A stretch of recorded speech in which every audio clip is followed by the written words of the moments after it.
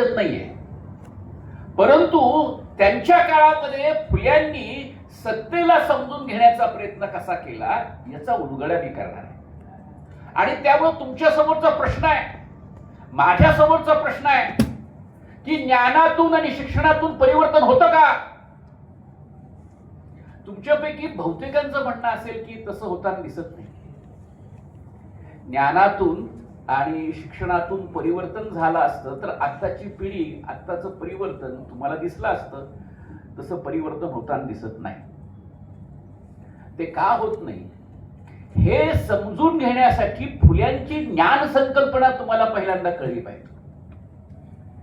फुल्यांनी 3 प्रकारे ज्ञानाची व्याख्या केली किंवा ज्ञानाचे 3 परीख सांगितले. एक परीख जो आहे हा परीख मुख्यतः स्वतःविषयक ज्ञानाचा आहे.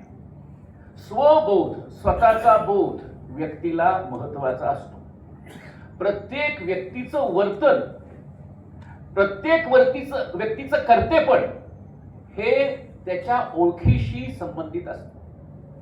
तुम्ही पिता असाल तर पित्यासारखं वागाल, तुम्ही माता असेल तर मातेसारखं वागाल, तुम्ही भाऊ असाल तर भावासारखं वागाल, तुम्ही शिक्षक असाल तर शिक्षकासारखं वागाल.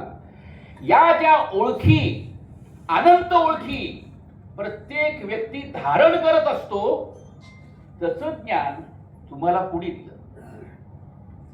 त्याचं ज्ञान परंपरेतनं तुम्हाला प्राप्त झालं, त्याचं ज्ञान इतिहासातून तुम्हाला